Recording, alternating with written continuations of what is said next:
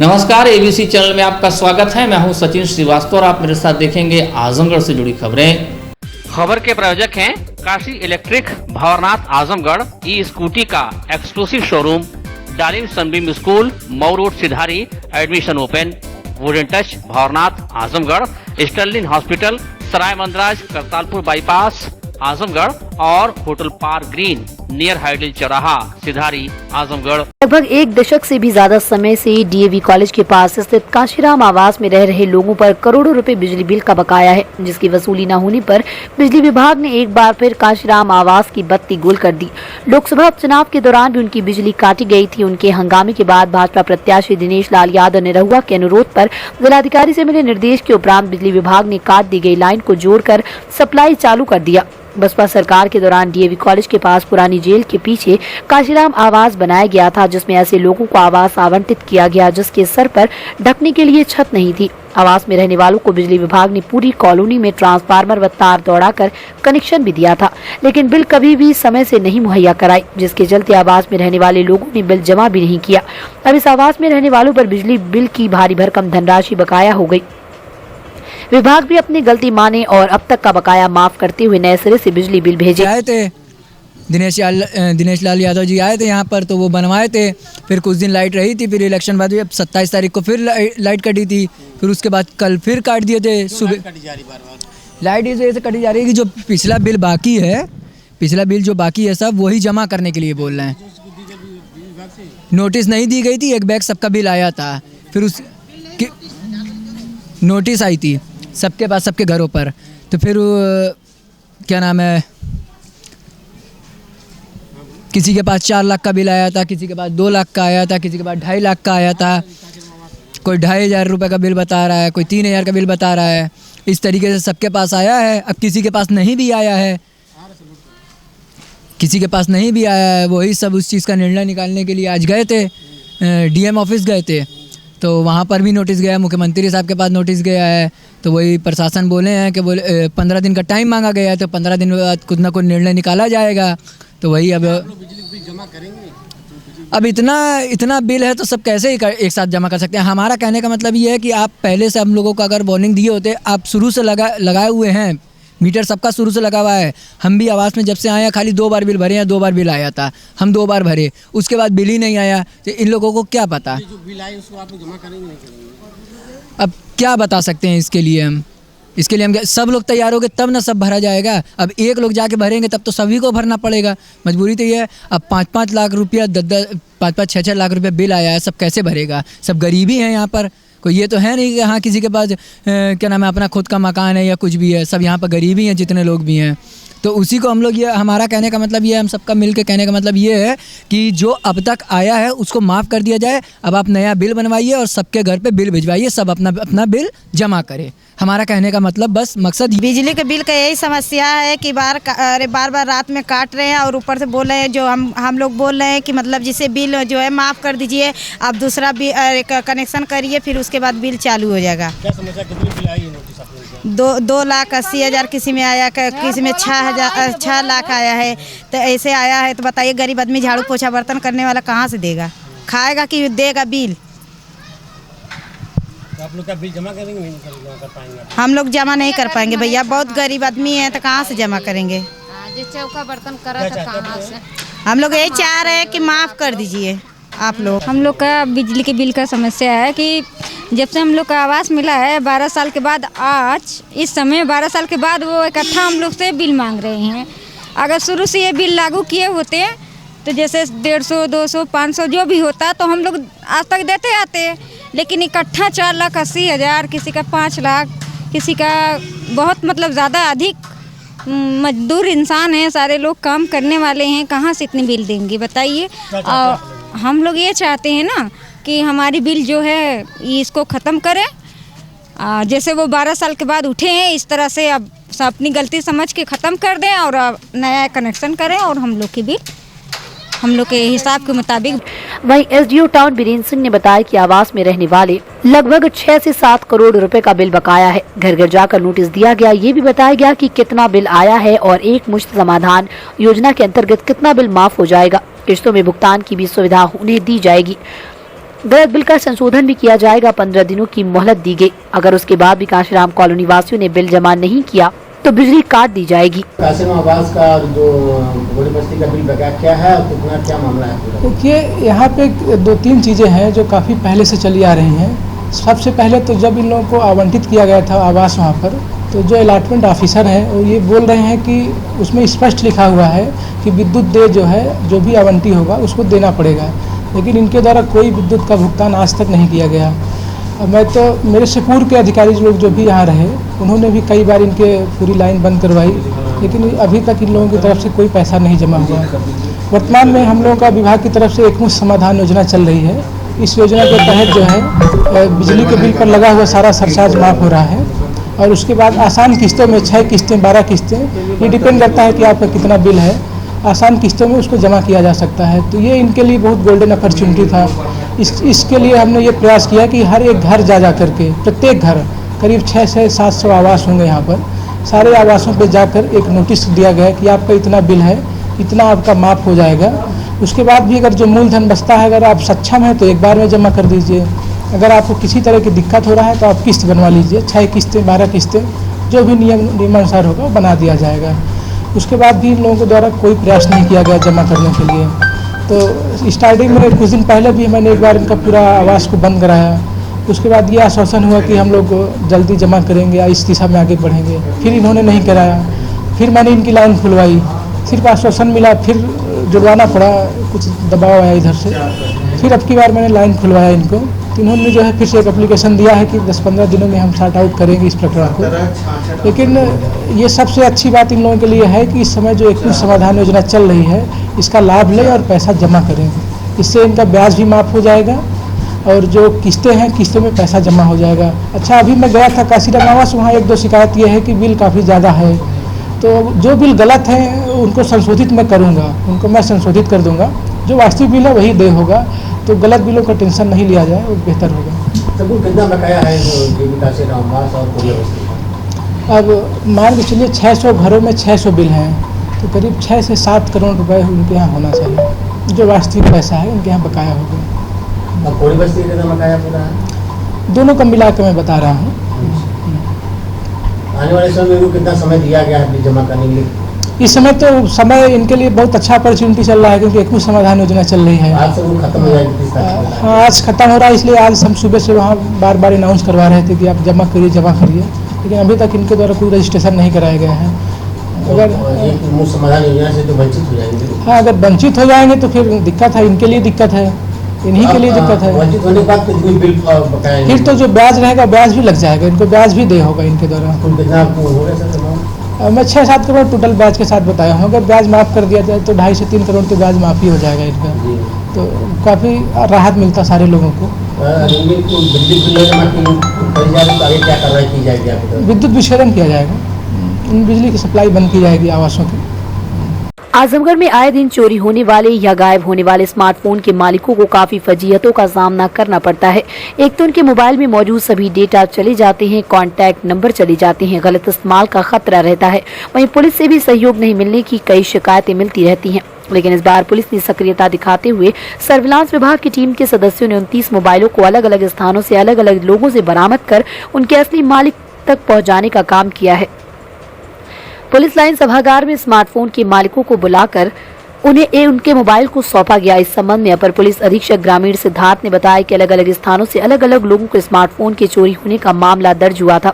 Surveillance team लगी हुई थी और उसके बाद 29 मोबाइलों को बरामद किया गया। वहीं उन्होंने ये भी कहा कि मोबाइल या स्मार्टफोन गायब होने पर सबसे पहले उसके सिम को ब्लॉक कराना चाहिए, नया सिम लेना चाहिए और जो यूपी कॉप नाम से ऐप पुलिस विभाग का चल रहा उस पर अपनी शिकायत दर्ज करानी चाहिए।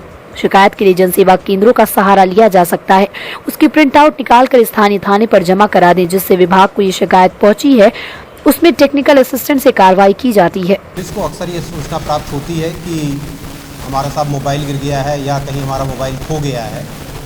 इस संबंध में पुलिस अधीक्षक महोदय द्वारा सर्विलांस सेल को निर्देशित किया गया कि चूँकि मोबाइल्स में आजकल हम लोग बहुत इंपॉर्टेंट डेटा रखते हैं तथा हमारे जीवन का एक अभिन्न अंग बन गया है और अधिकांश लोगों का मोबाइल से एक भावनात्मक जुड़ाव हो जाता है, तो इसके खोने पे लोगों को कष्ट भी होता है और दूसरी तरफ डेटा भी लॉस होता है और हमारे जो मॉनेटरी लॉस होता है, मतलब मोबाइल का हमारी जो कॉस्ट जाती है, वो भी कष्ट प्रदान करती है। इसमें पुलिस अधीक्षक महोदय द्वारा सर्विलांस सेल को निर्देशित करके जो कुछ मोबाइल्स थे उनको ट्रेस किया गया है। आज 29 लोगों को उनका मोबाइल वापस किया गया है, जिनके द्वारा धन्यवाद भी पुलिस को ज्ञापित किया गया है।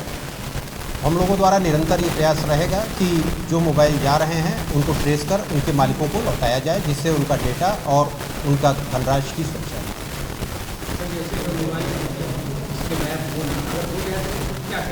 उसको तुरंत सबसे पहले वो सिम ब्लॉक करा करके उस नंबर का दूसरा सिम निकलवा ले।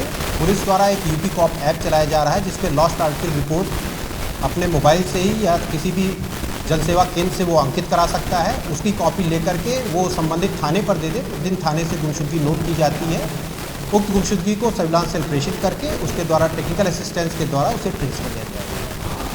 कंद्रापुर थाना क्षेत्र के बस्ती उगरपट्टी गांव के पास सुकई नदी पुल के नीचे गुरुवार की सुबह 30 वर्षीय अज्ञात युवक की सरकटी लाश मिलने से सनसनी फैल गई।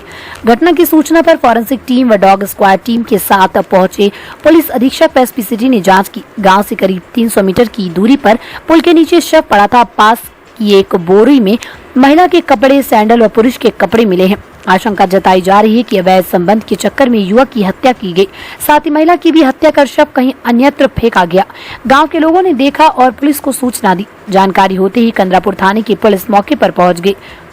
आसपास के लोगों की भी भीड़ जुट गई। युवक का शव पुल के नीचे झाड़ी में मिला, सिर धड़ से गायब था। आसपास खून भी नहीं दिख रहा था। मृतक जीन्स पैंट पहने हुआ था। पुलिस अधीक्षक अनुराग आर्य ने बताया कि मौके पर खून नहीं दिखा, जिससे लग रहा है कि युवक की हत्या कहीं और कर शव का यहाँ पर फेंका गया है।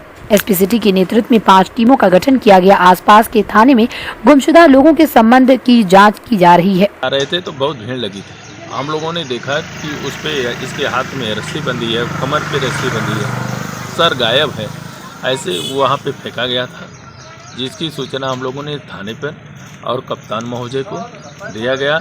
एसपी सिटी महोदय ने अभी फ़ोन किया था कि मौके का लोकेशन बताइए। हमने कहा आपके एसओ महोदय आ चुके हैं, आप लोकेशन उससे ले लीजिए। ये अज्ञात है, कोई जानकारी इसकी अभी नहीं मिल पा रही है। यहाँ के लोग सशंकित है कि आखिर ऐसी निर्मम हत्या कौन कर सकता है। अभी जब लोग खींच रहे थे पुलिस लोग, तो ये देखा गया कि इसके हाथ पे ओम का निशान बना हुआ है। तो इससे प्रतीत होता है किसी हिंदू का ही बालक होगा, लेकिन अभी ये प्रतीत नहीं हो पा रहा है कि ये कौन है। मुझे थाना कंद्रापुर अंतर्गत बस्ती उगरपट्टी गांव से बाहर नहर की पुलिया के नीचे एक सिर कटी हुई लाश मिलने की सूचना प्राप्त हुई। इस सूचना पर तत्काल थाना प्रभारी कंद्रापुर, रानी की सराय, एसओजी टीम, फॉरेंसिक टीम व एसपी सिटी को मौके पर भेजा गया। मेरे द्वारा भी तत्काल मौके पर जाकर घटनास्थल निरीक्षण किया गया है। अज्ञात पुरुष का शव लगभग 20 से 30 वर्ष की उम्र के व्यक्ति का प्रतीत हो रहा है। घटनास्थल पर ब्लड स्टेन्स न होने के कारण यह प्रबल संभावना है कि घटना किसी अन्य जगह पर कारित कर डेड बॉडी यहाँ लाकर डाली गई है। डेड बॉडी के पास से एक बोरे में महिला के कुछ कपड़े व सैंडल व एक पुरुष के कपड़े मिले हैं, जिससे व्यक्तिगत संबंधों की वजह से घटना होने की संभावना प्रतीत हो रही है। लेकिन पुलिस बाकी सभी एंगल्स पर भी विस्तृत जांच कर रही है। डेड बॉडी को शिनाख्त हेतु मॉर्चरी में रखवाया गया है। आसपास के थानों में गुमशुदगी का पता कराया जा रहा है। शिनाख्त करने के लिए एसपी सिटी के पर्यवेक्षण में 5 टीमों का गठन किया गया है। अतिशीघ्र शिनाख्त की कार्रवाई करते हुए घटना का अनावरण किया जाएगा। नुपुर शर्मा के समर्थन में सोशल मीडिया पर पोस्ट डालने पर उदयपुर में दंदहाड़ी युवक इस्लामिया जिहादियों द्वारा दुकान में घुसकर नृशंस हत्या कर वीडियो जारी करने, जिसमें भारत के प्रधानमंत्री नरेंद्र मोदी को भी खुलेआम धमकी देकर देश की संप्रभुता को चुनौती देने की बात कहकर बजरंग दल ने गुरुवार को आजमगढ़ के कलेक्ट्रेट पर प्रदर्शन किया और राष्ट्रपति को संबोधित ज्ञापन प्रशासन को सौंपा। मृतक कन्हैया लाल को विगत 7 दिनों से जान से मारने की धमकी इस्लामी जिहादियों द्वारा दी जा रही थी। उसने संबंधित थाने में शिकायत भी दर्ज कराई थी, लेकिन मुस्लिम तुष्टिकरण के चलते पुलिस प्रशासन ने किसी प्रकार की सुरक्षा कन्हैया को उपलब्ध नहीं कराई।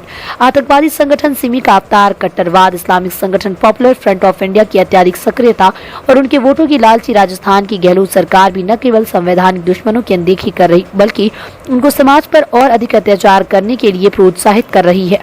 पिछले वर्षों से राजस्थान के हिंदू समाज को प्रताड़ित किया जा रहा है। इस्लामिक आतंकियों को राज्य सरकार का खुला समर्थन प्राप्त है। बूंदी में मौलाना मुफ्ती नदीम सहित अन्य मुस्लिम लोगों द्वारा पुलिस प्रशासन की उपस्थिति में पुलिस प्रशासन व हिंदू समाज को खुलेआम जिला कलेक्ट्रेट पर धमकी दी गई। मौलाना मुफ्ती नदीम समेत अन्य की गिरफ्तारी अभी तक नहीं हुई।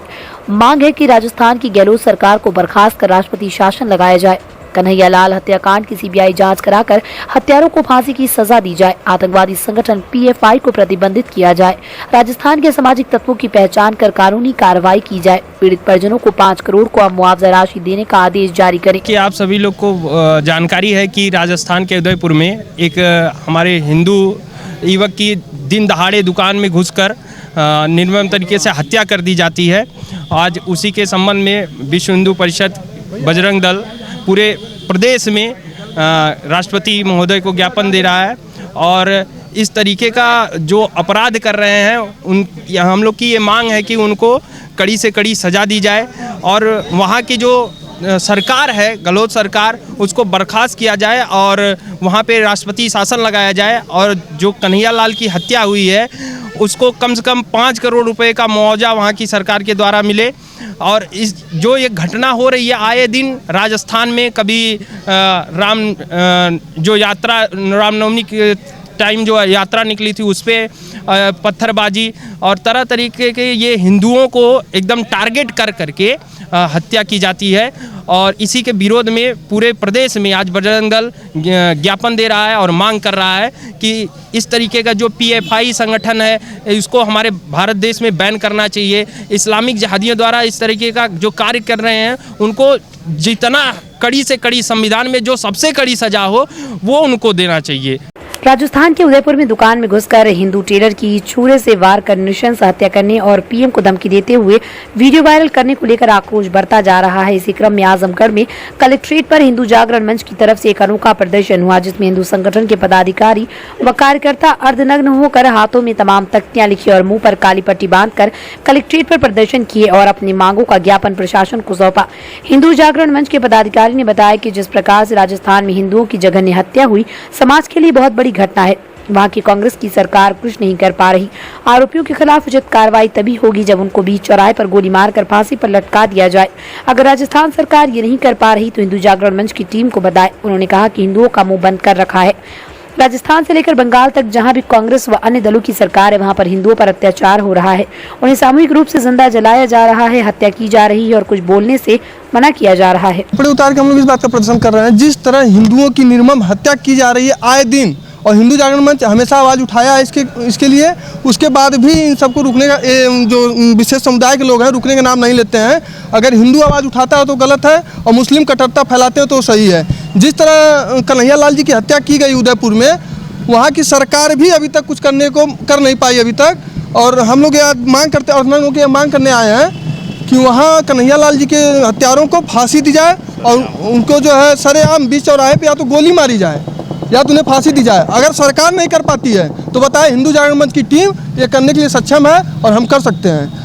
आज हम लोग काली पट्टी बांध के मुंह पे समाज को संदेश देना चाहते हैं, अगर हिंदू बोलता है तो उसकी हत्या कर दी जाती है। हमें बोलने का अधिकार नहीं है, हम चुपचाप बैठे रहे, वो जो करें उसे हम देखते रहें। कांग्रेस सरकार लगातार कह रही है कि हम कार्रवाई कर रहे हैं, आप क्या कहना चाहेंगे? कांग्रेस सरकार सरेआम इसको बढ़ावा दे रही है, कार्रवाई कहाँ कर रही है, इस पर सरेआम बढ़ावा दे रही है। बंगाल में देख लीजिए, आप राजस्थान में देख लीजिए, जिस तरह हिंदुओं को जलाया जा रहा है, बंद कमरे करके 10-10 हिंदुओं को जला दिया जा रहा है। और जिस तरह उदयपुर में जाके उसके दुकान पे सर कलम कर दिया जा रहा है, उसके बाद वो वीडियो वायरल कर रहा है, उसके बाद भी अभी उन्हें जो है उचित कार्रवाई करने में जो सोचना पड़ रहा है, उन्हें तो बीच चौराहे पे गोली मार देना चाहिए। आइए। आजमगढ़ के निवासी अंतर्राष्ट्रीय पेंचक सिलाट खिलाड़ी सूरज प्रकाश श्रीवास्तव का पुनः भारतीय पेंचक सिलाट टीम में चयन हुआ है, जो कि 26 जुलाई से 31 जुलाई को मिलाका मलेशिया में आयोजित होने वाली 9वीं विश्व पेंचक सिलाट चैंपियनशिप 2022 में प्रतिभाग करेंगे। पेंचक silat sports association of Uttar प्रदेश के कार्यकारी अध्यक्ष जसपाल सिंह ने बताया कि इंडियन पेंचक सिलाट फेडरेशन ने पत्र भेजकर उन्हें अवगत कराया है कि 2021 में राष्ट्रीय पेंचक सिलाट चैंपियनशिप में सूरज ने 85 से 90 किलो भार वर्ग में स्वर्ण पदक व राष्ट्रीय फेडरेशन कप 2021 में स्वर्ण पदक तथा इस वर्ष पेंचक सिलाट चैंपियनशिप 2022 में कांस्य पदक व फेडरेशन कप में रजत पदक जीता था।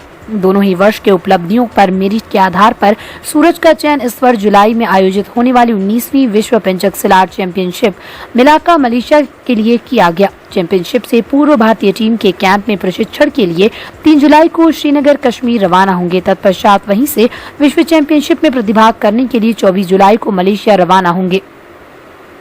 सूरज प्रकाश श्रीवास्तव ने कहा कि Guruji Mohammad Iqbal, director general Indian pencak silat federation, व गुरुजी जसपाल सिंह, कार्यकारी अध्यक्ष pencak silat sports association of Uttar Pradesh की प्रेरणा व मार्गदर्शन से तथा माता पिता जी के आशीर्वाद से पुनः मुझे भारतीय टीम से खेलने का अवसर प्राप्त हुआ है। इस विश्व चैंपियनशिप में पूरे विश्व भर से खिलाड़ी प्रतिभाग करेंगे।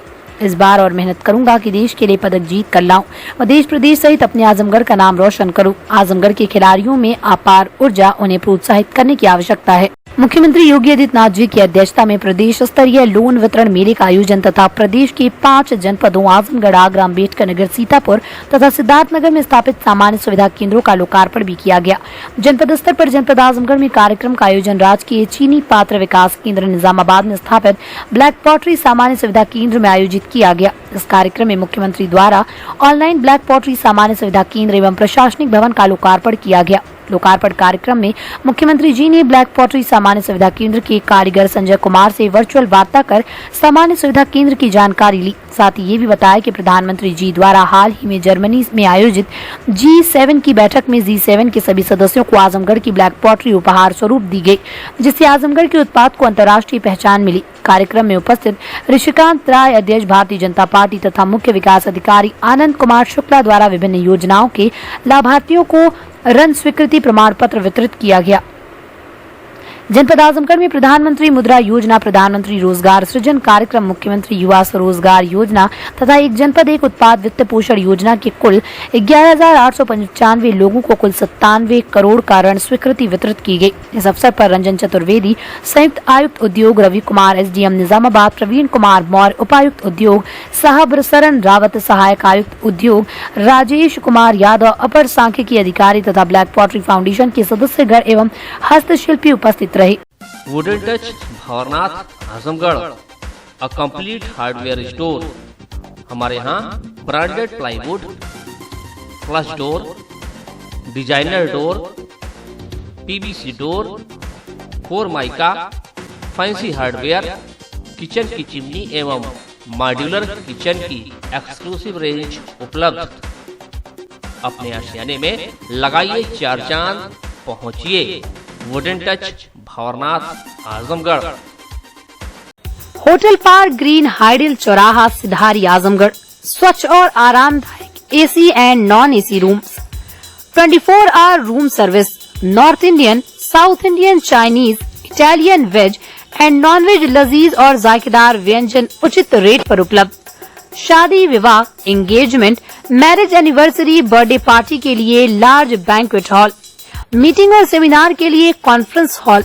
आपकी खुशियों में लगाए 4 चांद। Hotel park green hydel Chauraha Sidhari Azamgarh. Kashi Gomti ग्रामीण निधि लिमिटेड की नई सौगात, Kashi electric, Shri Gandhi Gurukul inter college Bhanwarnath के सामने इलेक्ट्रिक स्कूटी का भव्य शोरूम। पेट्रोल का खर्चा जाइए भूल, तय करिए कम बजट में पोल्यूशन फ्री लंबा सफर। देश में इलेक्ट्रिक स्कूटी की सबसे अनुभवी कंपनी हरियाणा की विनिंग फ्यूल्स मोबिलिटी की स्कूटी में मिलेगा आपको लो speed, high speed scooty, super comfort, sustainable seat के साथ अच्छी लाइटिंग फीचर्स। सुनहरा अवसर, खरीदें ये स्कूटी और पाएं निश्चित उपहार। ई स्कूटी की अपार सफलता के बाद जल्द आ रहा है electric bike. Dillon Sunbeam school, Tiwaripur, Mau road, Azamgarh. Admission open for new session. Play group to class 9. Special features: smart class available, science, computer lab and library, indoor and outdoor sports facilities, experienced teachers, monitoring with CCTV camera, transport facility. Give your child a quality education. Dalim Sunbeam School, Tiwaripur, Mau Road, Azamgarh. Sterling hospital, Sarai Mandraj, Kartarpur bypass, Azamgarh. Doctor AK Tripathi, sugar, BP, thyroid, gastrology, हृदय रोग, गुर्दा रोग, मानसिक रोग, neuro रोग विशेषज्ञ। Doctor Sonal Patil, स्त्री प्रसूति एवं बाजपन रोग विशेषज्ञ। डॉक्टर DK पटेल, दमा, TB, COPD, खांसी में खून आना, फेफड़े में पानी मवाद, निमोनिया, स्टोफीलिया, खर्राटे आना, फेफड़े का कैंसर। सुविधाएं: ICU, ECG, pathology, private ward, general ward, सुसज्जित ऑपरेशन थिएटर। इमरजेंसी सेवा 24 घंटे उपलब्ध।